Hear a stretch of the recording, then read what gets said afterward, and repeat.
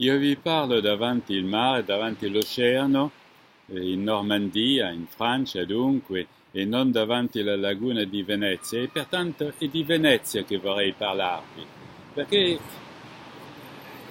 Venezia, immaginate 1000 anni fa, si era davanti a una laguna, c'erano qualche villaggi.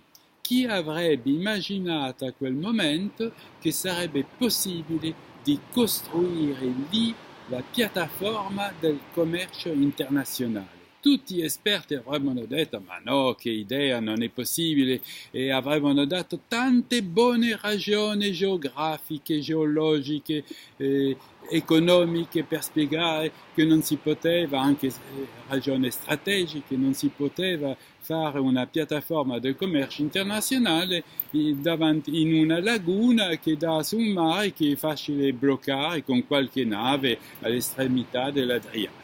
Dunque non era ragionevole, ma qualche uomini hanno avuto il coraggio, la volontà, la visione di volere fare questo e hanno riuscito. Allora vorrei parlarvi effettivamente di Venezia, perché con la mia moglie Arlette abbiamo scritto un articolo nella rivista Futurible, rivista francese di prospettive, un articolo spiegando come Venezia è diventata alla fine del 400 e all'inizio del 500 la capitale dell'edizione, dell'editoria mondiale. Hanno inventato lì il libro moderno, allora che la stampa, la tipografia sono state inventate da Gutenberg in Germania, e la Germania non è stata la capitale del libro moderno. Come mai?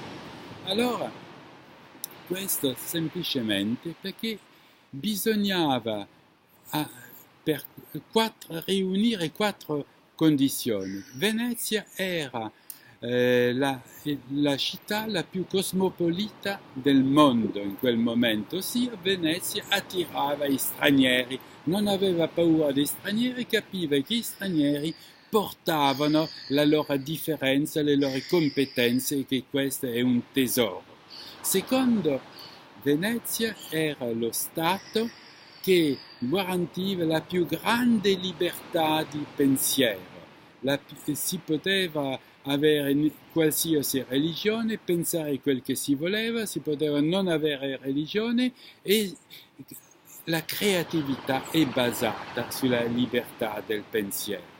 Terza condizione, c'erano lì i dirigenti politici più istruiti, più colti. La Repubblica di Venezia aveva creato 2 scuole specialmente per istruire i futuri dirigenti, per farli imparare il pensiero di Aristotele e le matematiche.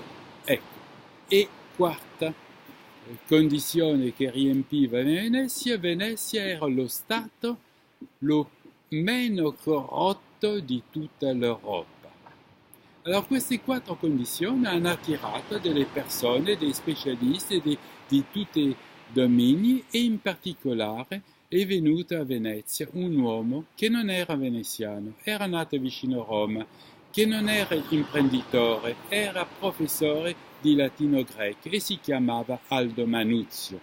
Ma Aldo Manuzio, amico di Pico della Mirandola, che ha scritto un trattato sulla dignità dell'uomo e che forse per questo è stata avvelenata a 33 anni, probabilmente si pensa che è stata avvelenata.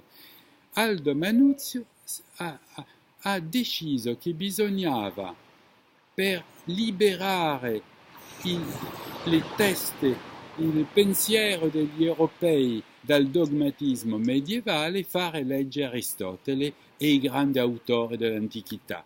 Allora, cosa si fa quando si è un professore di greco-latino e che si pensa che bisogna che la gente leggesse certi autori? Si diventa imprenditore, si crea una stamperia e si diventa editore, inventando il libro fatto non per essere venduto soltanto, ma per essere letto. E Aldo Manuzio ha inventato il punto virgola, l'utilizzazione dei paragrafi, della messa in scena del testo nella pagina, dell'utilizzazione delle illustrazioni. Lui ha inventato i libri di formato portatile, non è ancora l'informatica portatile dei nostri telefoni portatili, ma è già la biblioteca portatile che si può portare sotto il braccio in viaggio, invece di dover posare dei libri che pesavano vari chili su una tavola e rimanere dritto per leggerli. Ecco. E così Aldo Manuzio ha lanciato il libro che si può leggere e lui ha lanciato la rivoluzione del libro, dunque la rivoluzione delle idee, questa rivoluzione delle idee che hanno circolato, che si sono arricchiti nei scambi di idee in tutta l'Europa.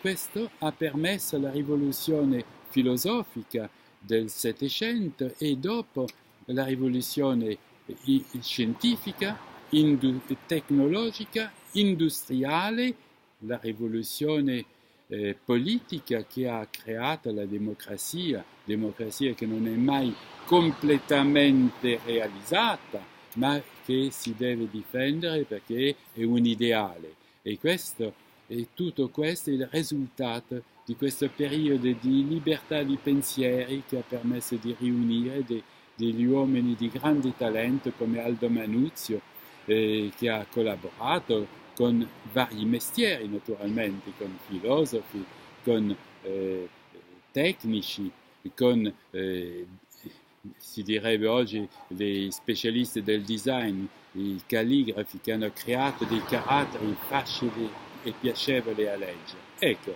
tutto questo dimostra che in ogni paese, in ogni terra si può costruire il sviluppo e dunque costruire il benessere degli uomini grazie al sviluppo basato sulla creatività, sulle idee nuove, sulla scienza. Ma bisogna volerlo. Non c'è una fatalità, a ogni momento c'è un'infinità di futuri possibili e a noi di decidere qual è il futuro che noi scegliamo. E questo è sempre stato vero, è una cosa che si ripete come il movimento di queste onde che si vede qui. Ogni momento si può costruire il nostro futuro, ma bisogna individuare un certo numero di fattori che favoriscono piuttosto questo futuro piuttosto che quell'altro. Per esempio, la libertà di pensiero, il rispetto della differenza degli altri sono condizioni necessarie per instaurare il sviluppo, perché le idee nuove potessero creare del valore non soltanto per certi, ma per tutti, e dunque creare anche un certo clima umano.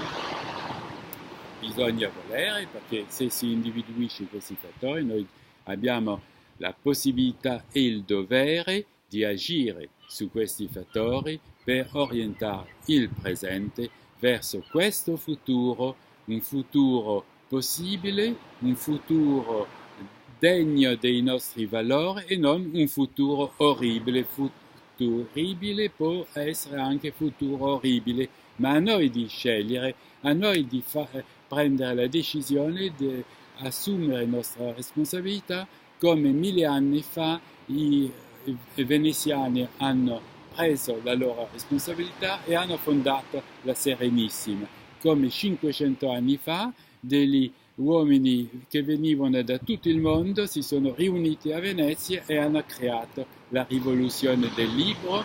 Il libro, dice un specialista, ha permesso a ognuno di leggere e oggi internet permette a ognuno di scrivere. Allora, con queste due rivoluzioni noi possiamo costruire un futuro degno di noi.